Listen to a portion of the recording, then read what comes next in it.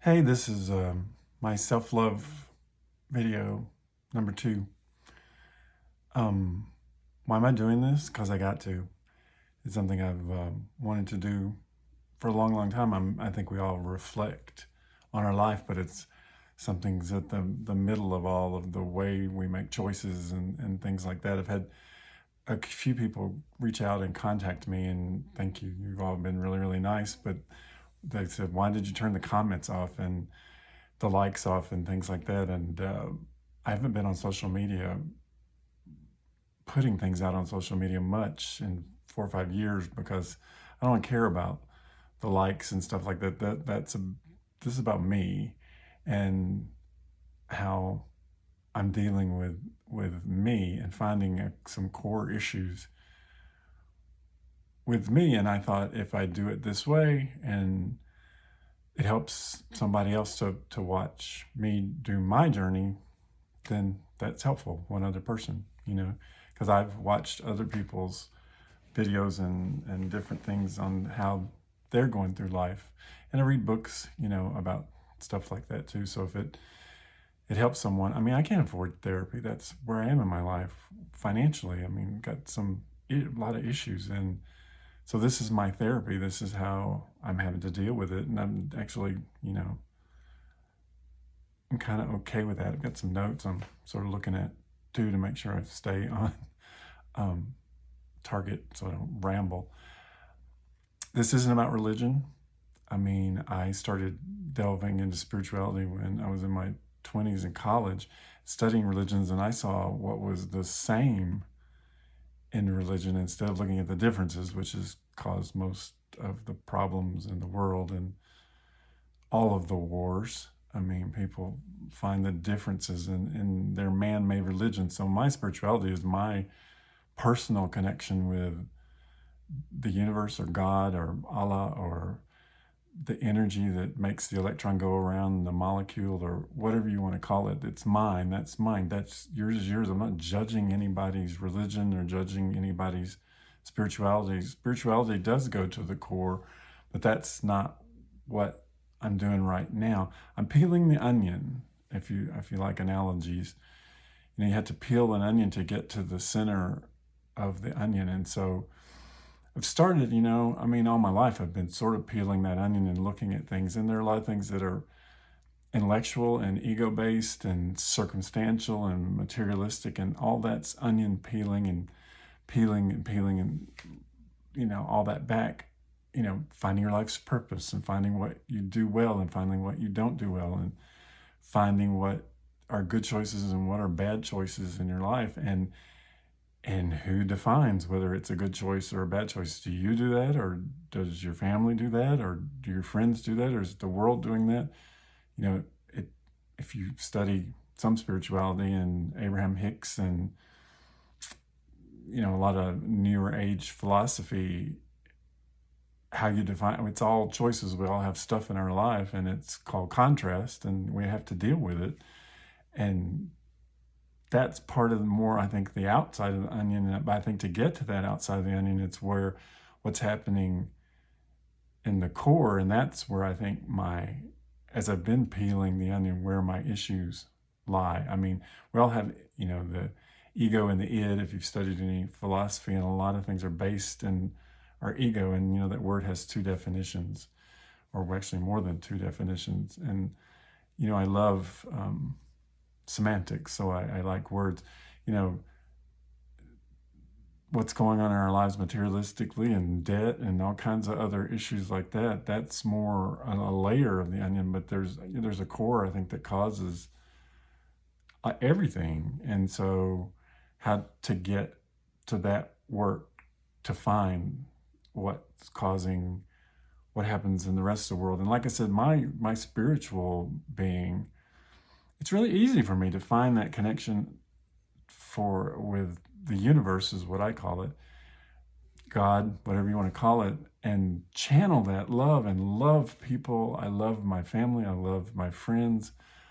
And I'm kind. I try to, find love in my heart for people I don't know, and just be kind to everybody I can, because I see so many people who are just so unkind. And then you start to understand a little bit about psychology and read about that, hurt people. So a lot of people that are very angry, there's something inside them that's making them angry. So they lash out at everybody they know and they're just angry.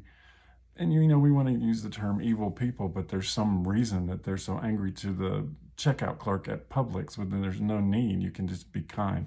So I can find that kind of kindness and that love easily and put it out there. That's just easy. But then, like I said in the first video, turning it around on myself is that's, I think, at the core of the onion, the core of what the issue is. And then, like I said, I like semantics and I like words, and I think if I can't love myself, can I like myself? Do I like myself? And are those two different things?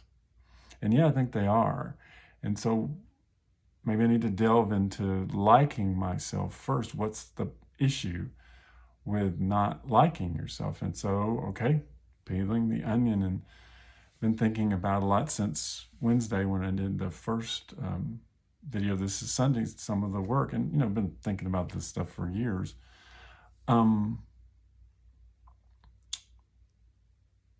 What maybe, and this is an otherism. I mean, we live in a country and a world where we blame everybody else for our problems, and that's not what I'm talking about. I'm just talking about the things I think that have shaped me and how I think intellectually, ego-wise, and feel emotionally about liking myself. And what has happened in my life, that event-wise, instead of blaming the people. But when I was young, I'm from a very small town, and had a typical upbringing and wonderful parents and a great family, and we got together a lot. But my parents were from the generation, and a lot of my family, where you put doctors up on a pedestal. And what I mean by that is they have studied, they've gotten their degree, they've learned a lot. So what they say, you do. Whatever they say, you do. And as a young person, I had a lot of earaches. Constantly, I suffered from earaches, and my eustachian tubes would get clogged. And I was the perfect candidate in the 60s for tubes. They put tubes in children now. They didn't really do that back then. And went to the local doctor a lot. And, he sent me to an ear, nose, and throat specialist in Nashville, and they wanted to do a tonsil surgery on me because my tonsils would swell. And my mother knew somebody in the 30s or 40s or way the hell back when that had surgery and died and bled to death. And so she was scared of the surgery, and she wouldn't let them do it on me. So I suffered with earaches and problems. So I was at the doctor a lot getting antibiotics. And I did what the doctor told me to do. And it wasn't until later in life when I started thinking back about my childhood, he molested me. I mean, back then, your parents would wait on you and you'd go into the room by yourself. There wasn't a nurse there. There was just a doctor, because of all that trust. I trusted him. We all have trust. And now looking back, why did I go in for an ear exam and have to take my pants and my underwear off? And that happened most every time. And now I look back and realize, I was molested, and it was validated when friends that I still have from the small town, men and women, girls and boys, they were girls and boys when it happened, the same thing happened to them, and we talked about it, and so it validated it. And this doctor is long dead and gone. When I was a skinny young little boy, and my parents told me later they were worried about me gaining weight at all. I mean, they were really worried about that. And then in the third grade, poof, I just started. I've had a problem with obesity and being overweight since the third grade, too much eating. And if you read some of the psychology on people who overeat, it's protection and padding against the world. And I don't think it was against the doctor, because I didn't even know I didn't even think about that. Maybe it was there deep down, but I didn't realize anything was wrong until much later in life. But that's when I started to realize I was different. I was different from other little boys. I mean, I liked to take dance class, and I liked to be creative and do the creative things and the artsy things. And I liked to read, and I liked, to study, and I was smart and watched pop culture and watched television and was just, drinking everything I could in that was outside of this small town. And I didn't like sports. I wasn't good at them. I was awful. I was terrible. And my father sort of, I think, was disappointed. Is that something? I'm not blaming him, but did I just sort of channel in that disappointment that I wasn't good? My brother was good at sports. I wasn't. So, my father wanted me to play Little League, and I tried out and I didn't make the team. I wasn't good. And so he said, please play 1 year minor league. And I did. And I would sit out in right field and just pray they didn't hit the ball to me because I was just awful.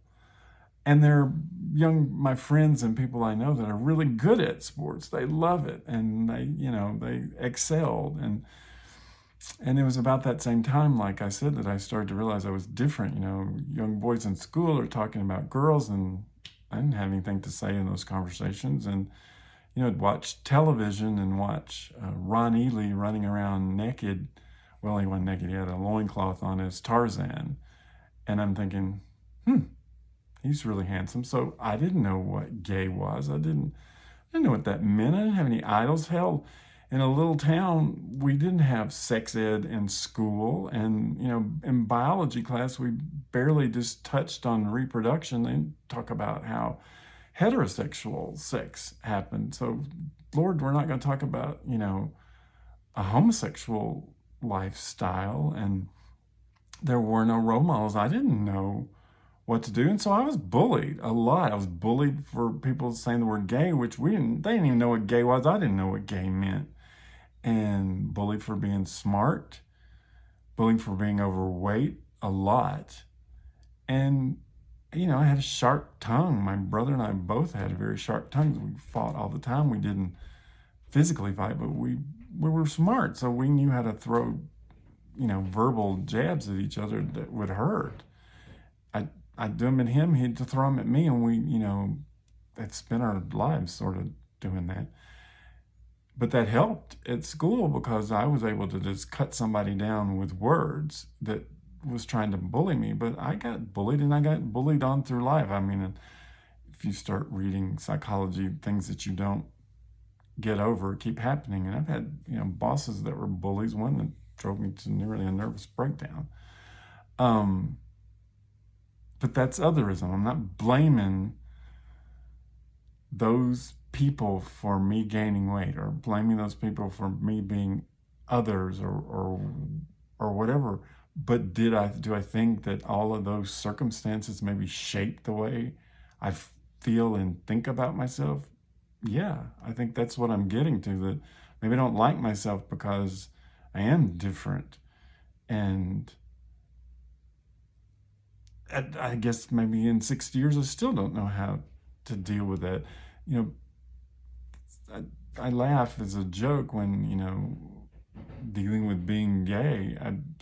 That's the 17th thing in a list of things. If you ask me who I was, or what I am, or what I do, or what I like, that I would probably tell you. I know there are people that put it at the top. I'm not judging them. That's where it lands when I talk to people. It's just not the first thing I talk about. I don't have a partner, and I've been in many relationships in my life, and that's where I am. So I guess where I am in this work of this journey of self-love is finding forgiveness. And it's, the doctor's been dead. Some of the bullies are dead. A lot of those people are out of my life. People are coming in your life that have bullied me. I don't, forgiving them, not to their face or writing them a letter, but just letting go of it, forgiving them. And then the hardest part of this equation is turning it around and forgiving myself for thinking the way I think about it. And are those things, those circumstances, not otherism, that everybody else is our problem. No, I don't think that way. This is me. And so my work now is to forgive them and forgive myself. And that's, I think, the next big step in my therapy here of figuring out if I can like myself, then maybe I can learn to love myself. So that's where I am today on Sunday. Thanks for taking the journey with me. And I do love you. Thanks.